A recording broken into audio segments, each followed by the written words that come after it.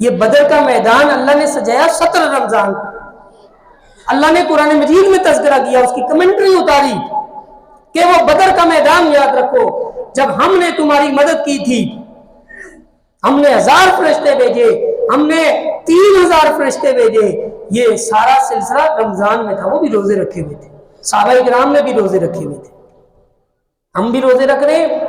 ہمارے دسترخوان، غریب دسترخوان، اس کے اوپر کتنی نعمتیں ہوتی ہے، اور ہم پھر بھی روتے ہیں کہ ہمارے حالات بڑے خراب ہیں. ساری فوج کھا گئی ہے، سارا نواز شریف کھا گیا ہے، ہمیں کچھ نہیں ملا، یہ ہم روتے ہیں.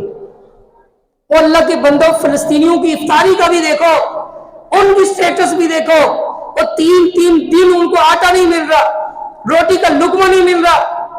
جس کو آٹا مل رہا ہے وہ آٹے کو چوم چوم کے خوشی کا اظہار کر رہا ہے. آپ نے فیس جو ہے سوشل میڈیا پہ ویڈیو دیکھی ہوئی ہے. وہ آٹا ایک تھیلا ملنے کے اوپر اللہ کے آگے سجدہ کرتے ہیں، اللہ تیرا بڑا شکر ہے. اور آج میں اور آپ اپنی نعمتوں کا اندازہ نہیں کر سکتے. وَإِن تَعُدُّوا نِعْمَتَ اللَّهِ لَا تُحْصُوهَا، تم نعمتوں کو گننا شروع کرو تو تم کبھی بھی گن نہیں سکتے. اتنی بے شمار نعمتیں تم نے اللہ سے لی، اور ان نعمتوں کا کوئی شکر ادا نہیں. کرپشن اسی طرح ہے، بے ایمانی اسی طرح ہے. ٹماٹر اوپر تازے ہے، نیچے سارے بے ایمان ٹماٹر ہے، خراب ٹماٹر ہے. نوکری پوری نہیں کر رہا، ڈیوٹی پوری نہیں کر رہا، وعدہ خلافی اور بے ایمانی، رشوت ستانی، غیبت خوری، چغل خوری، یہ ہمارے اندر سے کوئی تبدیلی نہیں آئی، اور ہم نے اپنے آپ کو تبدیل نہیں کیا. یہ رمضان بھی جانے والا ہے، اور یہ رمضان پیچھے ہماری بدبختی چھوڑ کے جائے گا کہ ہم رب کو منہ دکھانے کے قابل نہیں ہوں گے. عید والے دن ہم بڑے شوق سے نئے کپڑے پہنتے ہیں، کہتے ہیں اللہ کے پاس جا رہے ہیں، اللہ سے آج مزدوری لینی ہے. رمضان کے 30 روزے ہم نے رکھے، تو اس عید کے اوپر ہی اللہ سبحانہ و تعالی، اللہ نہ کرے اگر ہم نے رمضان میں کوئی کمائی نہیں کی تو ہماری بربادی. اب کہاں کہاں سے قرآن پڑھا جائے. فَلْيُقَاتِلْ فِي سَبِيلِ اللَّهِ الَّذِينَ يَشْرُونَ الْحَيَاةَ الدُّنْيَا بِالْآخِرَةِ.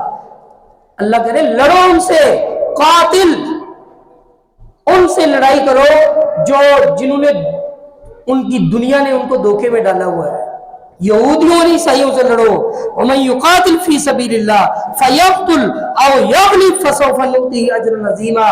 جو بندہ اللہ کی راہ میں لڑتا ہے، کھڑا ہو جائے گا کافروں کے خلاف، تو ہم اس کو شہید ہوگا تب بھی بڑا اجر دیں گے، اور بچ گیا غازی ہوا تب بھی بے شمار اجر دیں گے. فرمایا وَمَا لَكُمْ لَا تُقَاتِلُونَ فِي سَبِيلِ اللَّهِ. تمہیں کیا ہو چکا ہے کہ تم اللہ کی راہ میں لڑنے کے لیے نہیں کھڑے ہو گئے. یہ پوری دنیا کے 58 اسلامی ملکوں کی فوجوں کی طرف اللہ نے آئے، سارے اسلامی ملکوں کے حکمرانوں کو یہ آیت پکار کے کہہ رہی ہے.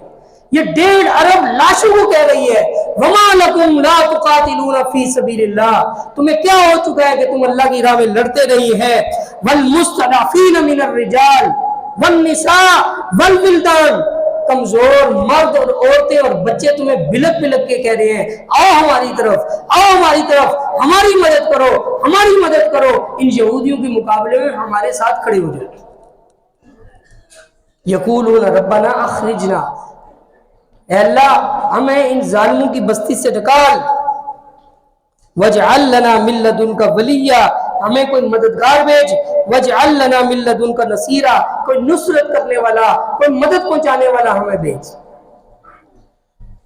دیکھ لیں اب مسلمانوں کا حال. الذین آمنوا یقاتلون فی سبیل اللہ. اللہ کہہ رہے جو مومن ہے وہ اللہ کی راہ میں لڑتا ہے. والذین کفروا یقاتلون فی سبیل الطاغوت. اب لڑنا پڑے نا، یہ آپس میں مسلمان لڑتے ہیں. پنجابی پٹھان لڑے گا، گلی محلے میں لڑے گا، سندھی بلوچی لڑے گا، اور اردو والا کراچی والا سندھی سے لڑے گا.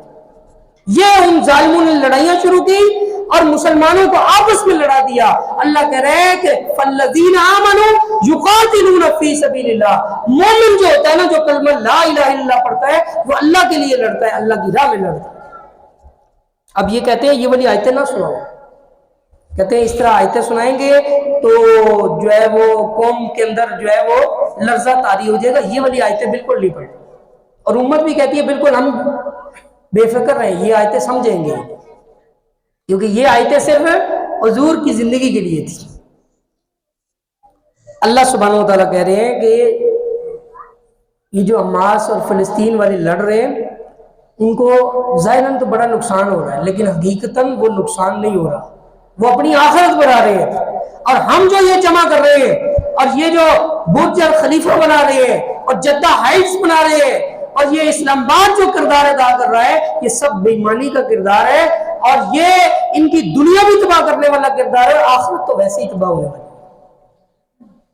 ایک ظالم بھی نہیں بول رہا، ایک ظالم بھی، 58 اسلامی ملکوں کا ایک حکمران بھی نہیں بول رہا۔ تو اس وقت کرنے کا کام کیا ہے؟ کام کیا ہم نے کرنا ہے؟ ہم اگر فرض کیا نہیں لڑ سکتے تو ہم کم از کم منہ سے تو بول سکتے ہیں، تقریر تو کر سکتے ہیں، ہم دنیا کو تو یہ بتا سکتے ہیں کہ یہودی اسلام کا سب سے بڑا دشمن، ہم دنیا کو یہ بتا سکتے ہیں کہ فلسطینی ہمارے بھائی ہے، اور ہم ان کے لیے جو کچھ کر سکتے ہیں، پروڈکٹس یہودیوں کو چھوڑ دیں، پتی لپٹن کو چھوڑ کے اگر پاکستانی پیکنگ والی پتی لے لے، شاید کوالٹی میں ڈاؤن ہو، لیکن کم از کم اسرائیل کے مقابلے میں آپ کل رب کو تو یہ کہہ سکتے ہیں اللہ میں لڑ نہیں سکتا تھا۔ حکمران بکاؤ تھے، انہوں نے سودا کیا تھا متاع حیات کا، تجھ کو بتاؤں تقدیر امم کیا ہے، شمشیر و سنان اول تاؤس و رباب آخر۔ علامہ اقبال کہتا ہے کہ تقدیر امم یہاں مسجدوں سے بیٹھ کے سٹ نہیں ہوگی، خانہ کعبہ میں دعاؤں کرنے سے فائدہ نہیں ہوگا، وہ تب فائدہ ہوگا جب میدان بھی ہوگا اور خانہ کعبہ بھی ہوگا، میدان میں مجاہدین لڑ رہے ہوں گے اور مسجدوں میں دعائیں ہوں گی، تو پھر اللہ سبحانہ و تعالیٰ مدد اتارے گا۔